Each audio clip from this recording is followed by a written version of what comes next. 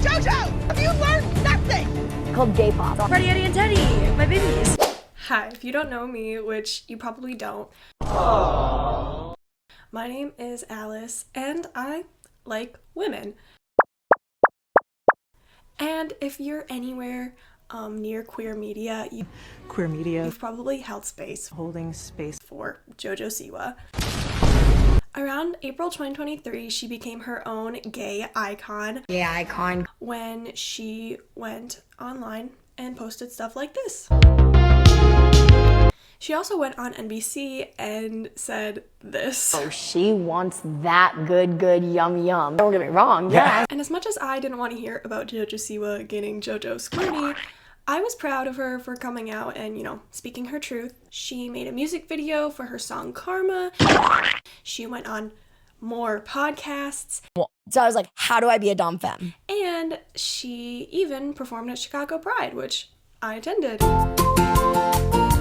So imagine the internet's collective confusion when she goes on Big Brother and pees in a litter box. Oh my god, bro. Oh, hell no. And gets a boyfriend. I don't personally know much about Chris Hughes, the boyfriend that Jojo Siwa now has, but I do know that he is the most Chris-looking Chris I've ever seen in my life. To the point where another TikToker, Chris Olsen, had to go online and announce that he wasn't dating Jojo Siwa. I'm not dating Jojo Siwa, that's another guy who's also named Chris. Which is actually how I found out she was dating a man. Most people weren't happy with the switch up. She went from they-them energy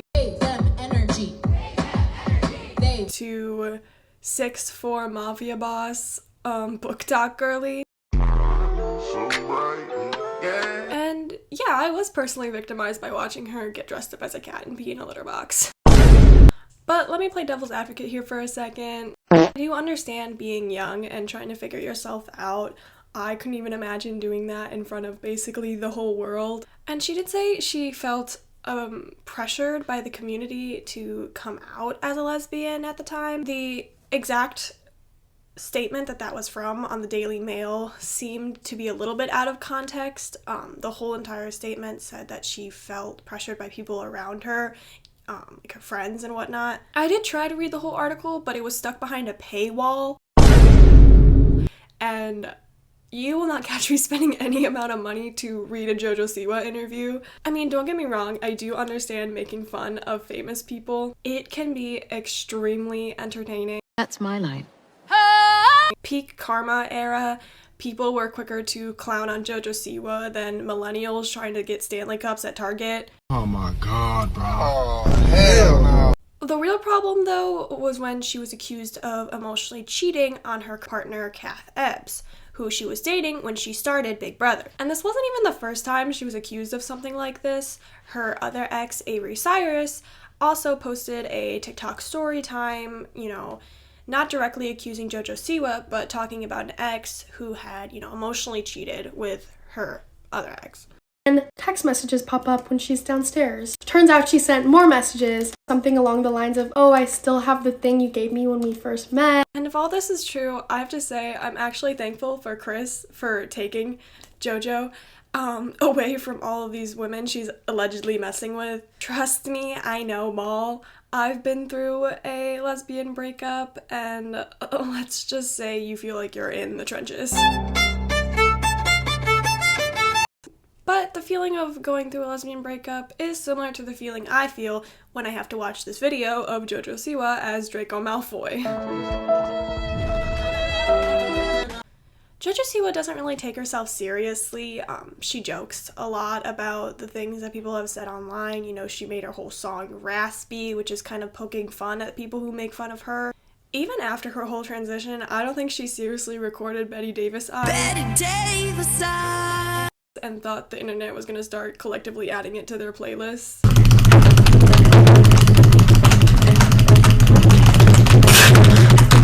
Even outside of people being upset for changing her, gender identity and cheating, people were, mourning the loss of someone to poke fun at.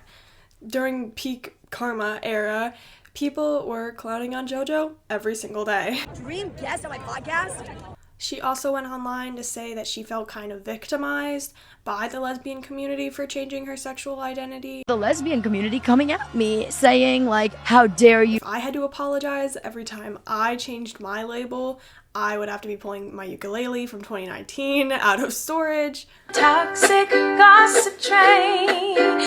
Which is honestly kind of topical because she also defended Colleen in an interview. The internet can take a lie. You know, Pride 2025 rolls around and she cancels her performance in Chicago this year. I wasn't personally bummed by this. I wasn't planning on going a second time. One was enough for me. She pulled a huge crowd at Chicago Pride in 2024. Over 50,000 people attended to see her, and it broke the record for the amount of attendees at Chicago Pride, which is great. More people donated and more small businesses were helped out, you know. It was just a good experience all around. I was there. I can say no one laughed her off stage. We were singing, we were dancing. It was a good time. He was gay. It is one thing to be queer and have a boyfriend, but it's another thing to remove yourself from the identity entirely. One look at her social media and you could see she didn't post anything about Pride on any of her accounts, Instagram or TikTok, the whole month actually. Unless, you know, she posted a story that is just not there anymore. Correct me if I'm wrong. It just feels kind of icky considering the political climate in America right now. She said she pulled out of the performance due to scheduling conflicts, but the day after the event, she was flying to London. Yeah. I don't want to end this video on a negative note. Just because Jojo didn't come to Pride this year, it doesn't erase all of the good that happened when she came last year. And even if she helped one person feel comfortable in their skin and come out, that's great. I personally don't feel comfort when I look at Jojo Siwa. But if that's what floats your boat, good for you. Everyone's entitled to their own opinion. You can love Jojo Siwa, you can hate Jojo Siwa. The world will keep on spinning. Shimmy, shimmy, yeah, shimmy, yeah, shimmy, yeah. And if one day Jojo decides, you know, she is a lesbian again, we will welcome her back with loving arms as long as she doesn't keep cheating on her girlfriends. Allegedly. Thank you so much for watching my video. If you made it to the end, that is phenomenal. Please leave a like in the comments below. Leave a comment if you want to say how you feel about Jojo Siwa and her whole transition. Also, leave a comment if you have any more video ideas for me. This one was a pretty short one, but I think it turned out okay. Have a great rest of your day.